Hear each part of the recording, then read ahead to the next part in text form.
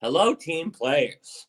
We are once again teaming up with 20-Sided Ventures to bring you another Monster Mash build. This time, we're building the Killer Doll, which is a rogue build. In this build, we will be taking advantage of all the fear effects that our other party members are dishing out, as well as the fact that we are tiny. We are going with the Thief brackets for our subclass, and the main reason for that is so we can use our dex for damage. We are going to take a penalty to our dex because of our ancestry, but you could also take 2 free boosts if you wanted.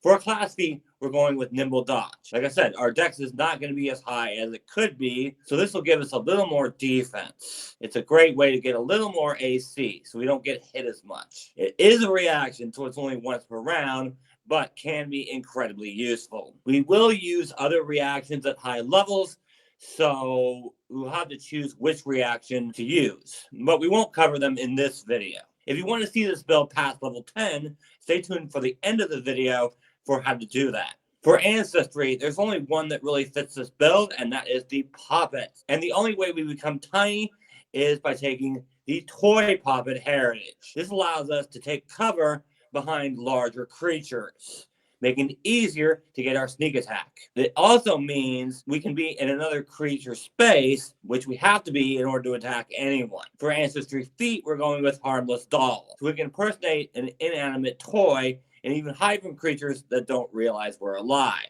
They still see you, but they think you're a harmless toy. Once they realize you're alive, though, you can't use this feat against them anymore. Great for Thief Rogues, because it almost guarantees a sneak attack at the beginning of combat if you're using it in the right area, which is why being tiny is pretty important. And for the skills we're going to be taking. 4 attributes. Dexterity is our most important. That's for defense and for damage. We're also going to need strength for tripping and grappling, and charisma for intimidation and other charisma skills like deception for fainting, and wisdom for medicine checks if we want to do that. For skills, the most important are going to be dex-based skills like stealth and thievery, then charisma skills like intimidation and deception, medicine for healing if we need that, and finally, athletics for tripping and grappling, because that's another way we can get our sneak attack. And finally, you will definitely need Titan Wrestler for this build, so you can actually do that to medium creatures, since we're tiny sized. At level 2,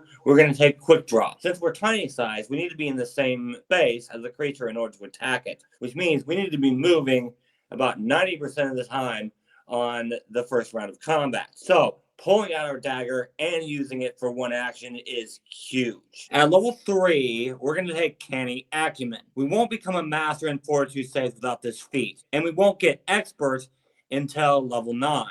So we definitely want to take this feat now rather than later. At level 4, we want to take Dread Striker. We're good at intimidation. Plus, the entire party can frighten foes in one way or another. So getting sneak attack against frightened foes is a big deal. At level 5, we're going to take Sealed Poppets. We need to get rid of that fire weakness, since fire damage is extremely common, and no other character in this party is weak to it. So we don't want to be a liability when we get hit by that fireball. Moving on to level 6, we want to take Gang Up. This will make it easier for us to flank with my Headless Knight and the Banshee Oracle that 20-Sided Ventures made. So this is a no-brainer.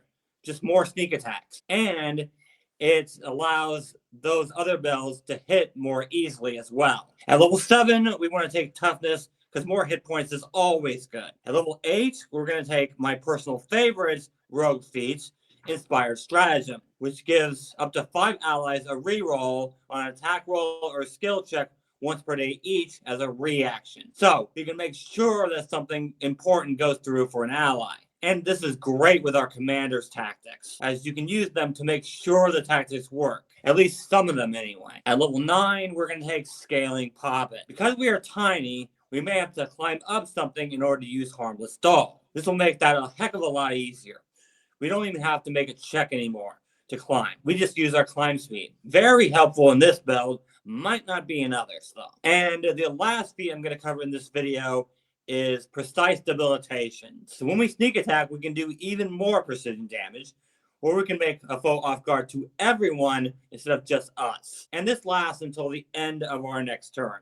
So this is for when gang up doesn't work very well. At least the second one is. The first one works whenever we do our sneak attack. Makes for some great damage output. And someone has to do the melee damage in this party.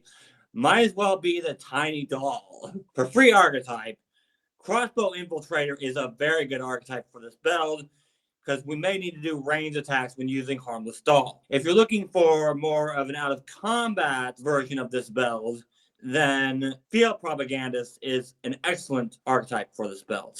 Also, Gorilla plus Poisoner is an awesome archetype combo for this build, as poison damage can be very effective here. And finally, the Marshal, as we are good at intimidation and deception, so we can take a lot of feats that are going to help with that. If you guys are interested in another build that works well with this one, you might want to check out this video here. Thank you guys so much for watching, and remember, teamwork is vital. It helps us solve problems.